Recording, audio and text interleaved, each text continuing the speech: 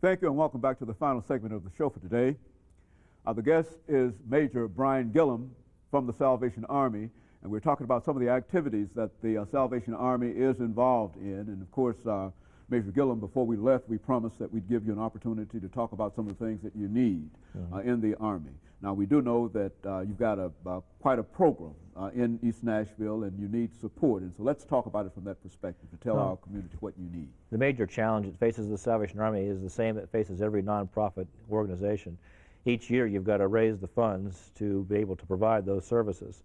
So every year, we're met with the challenge of raising $4 million in the Nashville area to keep all of these programs and services going.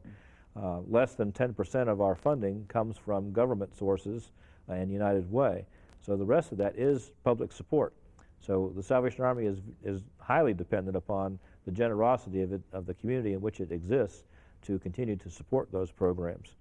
So, you know, the Nashville community is helping us to raise just over $3 million to keep these programs up and running. So we're always looking for someone who can help us do that on an annual basis. And once you finish one year, then you're ready to look at how you're going to raise the money for the following year.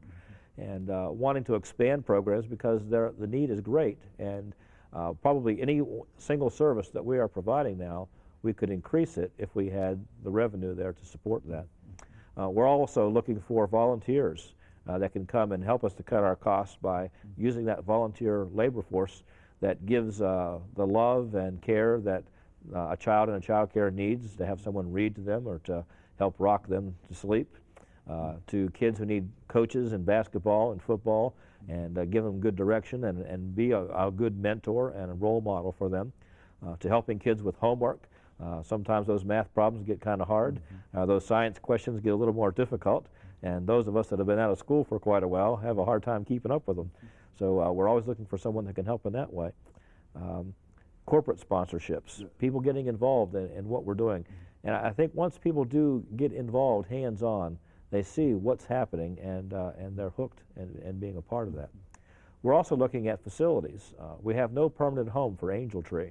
We've been renting facilities for the last couple of years, and we're hoping to get into a capital campaign where we can either locate an existing facility, and we're looking at a large facility, 100,000 square foot, to be able to house all those things and meet year-round needs as far as storage and receiving supplies that people donate to give to the poor and the needy. So we're looking at that, expanding some of our facilities. We have 4 areas of ministry. One we've just started in the Hispanic community that we hope to really get off the ground. And we're not in the neighborhood where we want to be. So we're looking for a location there to be right in the midst of where most of the Hispanics live and can address their needs.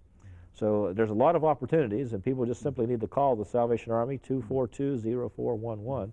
And if they want to volunteer, if they want to support us financially, if they want to have some of their questions answered or find out more information, they need to get in touch with us, and we can share with them what our needs are. You know, the Angel Tree Project is a very, very popular project, and I think that you mentioned you're trying to find facilities to expand that program. Why don't you explain the purpose behind that Angel Tree Project? Well, Angel Tree matches up people who want to donate at Christmas time, specifically for an individual or a family, and assist that family to have a better Christmas.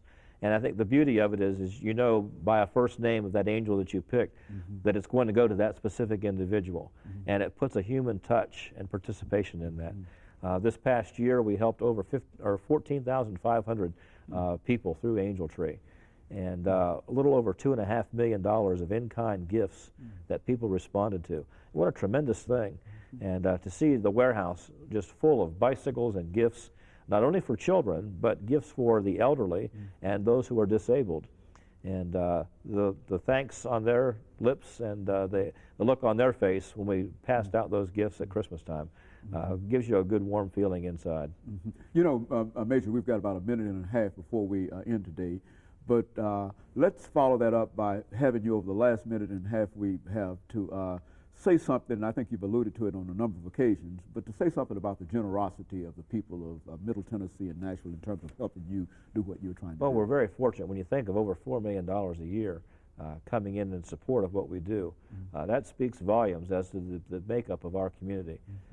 When there's a real need, when the tornadoes hit, people responded with generosity. pouring out their checkbooks and opening up their pocketbooks to help out with whatever we needed in the way of purchasing resources to help people rebuild, to help feed them, to help house them. So people have always risen to the occasion in this area. I think it's that volunteer spirit. I think it's that we're a small town enough that we still love each other and care for each other, but we're growing and we're getting big enough that we've got some of the big city problems that we need to deal with. And I think we're working towards that. And but people have been very kind to the Salvation Army. And I like to think of the Salvation Army as being an extension of the people of this community.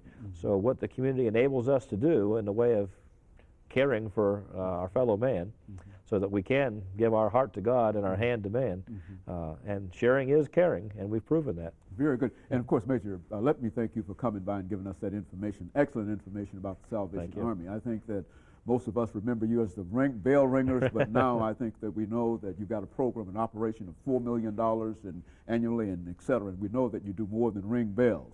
Right. And I'm just happy that you could come by and talk to us about this and give us some kind of information relative to what you're doing and what you're planning on doing. And of course, let me encourage our audience to tune in again next week for another informative edition of Comments.